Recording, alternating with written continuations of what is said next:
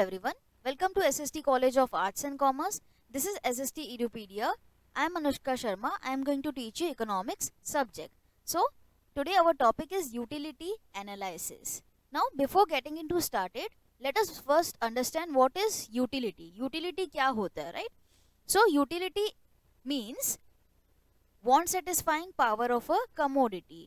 या इसका मतलब कोई भी कमोडिटी की कैपेसिटी या बोल सकते हो पावर कि हमारी वो किसी भी पर्टिकुलर वांट को क्या कर सके, सेटिस्फाई कर सके, उसे हम यूटिलिटी बोलते हैं. ठीक है, यहाँ पे कमोडिटी मींस एनी गुड्स और सर्विसेज. ठीक है, कमोडिटी में दोनों आ जाता है इस डेफिनेशन में, goods as well as services. मतलब किसी भी कमोडिटी अगर उसमें पावर है कि हमारी वो किसी भी पर्टिकुलर वांट को सेटिस्फाई कर सके और यू कैन से फुलफिल कर सके, it means it is there is utility in that particular product or services. Okay, so let us continue with our features of utility. Okay, so first feature is it is relative concept. Utility is what? Relative concept. It means utility changes from time to time as well as from place to place. मतलब utility time to time as well as place to place क्या होती रहती है, change होती रहती है. Like for an example, woolen clothes. Now woolen clothes कि summer season में there is no utility, but same woolen clothes अगर हम उसको विंटर सीजन में देखते हैं तो उसमें we find utility, right? So utility क्या होती है, टाइम टू टाइम चेंज होती रहती है. ठीक है, वुलन क्लोथ्स को समर सीजन में there is no utility, but same woolen clothes को अगर हम विंटर सीजन में देखें तो उसमें we find utility in that, right? As well as utility place to place भी क्या होती रहती है, चेंज होती रहती है. For an example, sand has more utility at construction site than at a seashore. इसका मतलब जो सैंड होती है अगर वो सी शोर पे पड़ा है, सी शोर इज समुद्र किनारे पे, तो वहां पे there is no utility, right?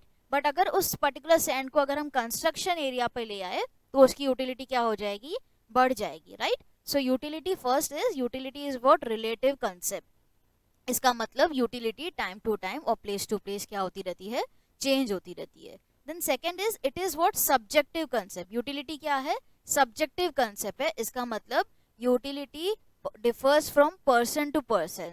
इसका मतलब जरूरी नहीं किसी एक पर्टिकुलर पर्सन को यूटिलिटी नजर आए एक प्रोडक्ट में, दूसरे पर्सन को भी सेम प्रोडक्ट में यूटिलिटी नजर आए, it is not necessary. Like for an example, stethoscope has utility for doctors but not for a layman. ठीक है, हम जैसे कॉमन लोगों को स्टेथोस्कोप में कोई यूटिलिटी नजर नहीं आएगी, but doctors will find utility in that stethoscope. ठीक है, तो इट इज नॉट नेसेसरी कि एक पर्सन को यूटिलिटी नजर आए किसी प्रोडक्ट में, दूसरे को भी सेम प्रोडक्ट में यूटिलिटी नजर आनी चाहिए, it is not at all necessary.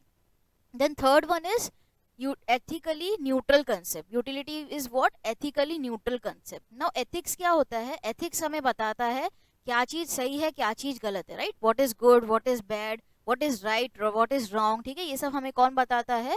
Ethics बताता है. बट यूटिलिटी क्या, एथिक्स नहीं देखता, वो सही या गलत नहीं देखता, वो एथिकली क्या, it is neutral.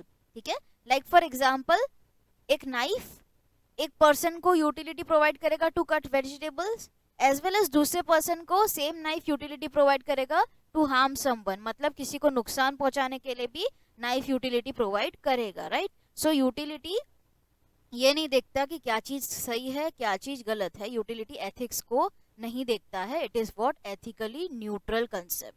Okay, then next आता है हमारा यूटिलिटी डिफर्स फ्रॉम यूजफुलनेस. जरूरी नहीं किसी पर्टिकुलर प्रोडक्ट में हमको यूटिलिटी मिले, एट द सेम टाइम वो हमारे लिए यूजफुल हो, it is not necessary. But sometimes क्या होता है, कुछ प्रोडक्ट ऐसे होते हैं जो हमको यूटिलिटी भी प्रोवाइड करते हैं, एट द सेम टाइम वो हमारे लिए यूजफुल भी होते हैं. Like for example milk. Milk में क्या है, हमको यूटिलिटी भी मिलती है, राइट? हमारी वांट को वो सेटिस्फाई भी करता है, एट द सेम टाइम उससे हमको वो हमारे लिए यूजफुल भी है, मतलब वो हमारे लिए बेनिफिशियल भी है. ठीक है, बट कुछ कमोडिटी ऐसे होते हैं, like for example liquor. Now liquor एक एडिक्टेड पर्सन, राइट? एक एडिक्टेड पर्सन को वो यूटिलिटी प्रोवाइड करेगा, बट वो उसके लिए यूजफुल है क्या, बेनिफिशियल है? नहीं, वो उसके लिए क्या है, हार्मफुल है, राइट? तो जरूरी नहीं एक पर्टिकुलर प्रोडक्ट में यूटिलिटी मिले, एट द सेम टाइम वो हमारे लिए यूजफुल हो, it is not at all necessary. जैसे हम एग्जांपल देख सकते हैं, लिकर, अल्कोहल, सिगरेट्स, राइट? ये सभी प्रोडक्ट्स क्या है, एक पर्टिकुलर एडिक्टेड पर्सन को यूटिलिटी देगा, but at the same time वो उसके लिए यूजफुल है क्या, नहीं, वो उसके लिए क्या है, हार्मफुल है, नुकसानदायक है, ठीक है। बट कुछ कमोडिटी ऐसी होती है जिसमें यूटिलिटी भी होती है, एट द सेम टाइम वो हमारे लिए यूजफुल भी होता है, like for an example milk. Okay, then fifth is utility differs from pleasure. जरूरी नहीं किसी प्रोडक्ट में हमको यूटिलिटी मिले, और प्रोडक्ट और यू कैन से सर्विसेज ऑल्सो, ठीक है, एनी गुड्स और सर्विसेज जिसमें हमको यूटिलिटी मिले, एट द सेम टाइम उससे हमको प्लेजर मिले और you can say feeling of happiness मिले, it is not at all necessary. Like for example आप सिक हो, आप बीमार हो, ठीक है, तो आपको इंजेक्शन में यूटिलिटी नजर आएगी, वाई? बिकॉज इंजेक्शन से क्या हो जाओगे, आप ठीक हो जाओगे, राइट। सो इंजेक्शन एक सिक पर्सन के लिए क्या है, यूटिलिटी प्रोवाइड करेगा, but at the same time वो अगर इंजेक्शन लगवा के आएगा तो उसको फीलिंग ऑफ हैप्पीनेस मिलेगी, प्लेजर मिलेगा, एंजॉय करेगा क्या वो? नहीं, right. So it is not necessary कि एक पर्टिकुलर पर्सन को यूटिलिटी मिले, एट द सेम टाइम उस पर्टिकुलर प्रोडक्ट से उसको खुशी भी मिले, और यू कैन से प्लेजर मिले, और you can say feeling of happiness हो, it is not at all necessary. The next is utility differs from satisfaction. Satisfaction again means what? Feeling of happiness. जरूरी नहीं किसी प्रोडक्ट में हमको क्या बोल सकते हैं, यूटिलिटी मिले, एट द सेम टाइम उससे हमको हैप्पीनेस मिले या हमको सेटिस्फैक्शन मिले, इट इज नॉट नेसेसरी। यहाँ पे अगेन आप एग्जांपल इंजेक्शन का भी ले सकते हो या फिर मेडिसिन वगैरह का भी ले सकते हैं। ओके, देन सेवेंथ आता है हमारा measurement of utility is hypothetical. मतलब क्या, यूटिलिटी को एक्चुअली हम मेजर नहीं कर सकते। मेजर करना यानी कि यहाँ पे बोला गया कार्डिनल मेजरमेंट। कार्डिनल मेजरमेंट मतलब नंबर्स में काउंट करना, ठीक है। यूटिलिटी क्या है, एक साइकोलॉजिकल कंसेप्ट है, तो उसको हम नंबर्स में काउंट नहीं कर सकते, ठीक है। यूटिलिटी क्या है, it is psychological concept, that's why cardinal measurement और you can say numerical measurement यानी कि नंबर्स में काउंट करना यूटिलिटी को पॉसिबल नहीं है। फॉर एग्जाम्पल एक थर्स्टी पर्सन, ठीक है, आफ्टर ड्रिंकिंग वाटर उसको यूटिलिटी डिराइव होगी, बट वो यूटिलिटी कितनी डिराइव हुई है वो नंबर्स में बता सकते हैं क्या? नहीं, राइट। आपको सपोज भूख लगी थी, आपने कहा खाना कंज्यूम किया, ठीक है, आपने फूड कंज्यूम किया, उसके बाद आप बता सकते हो कि आपको 1 यूटिलिटी मिली, 2 यूटिलिटी मिली, या कितना आपको सेटिस्फेक्शन मिला, नंबर्स में बता सकते हो? नहीं बता सकते। क्यों? बिकॉज वो क्या है, एक साइकोलॉजिकल कंसेप्ट है जिसको हम नंबर्स में काउंट नहीं कर सकते।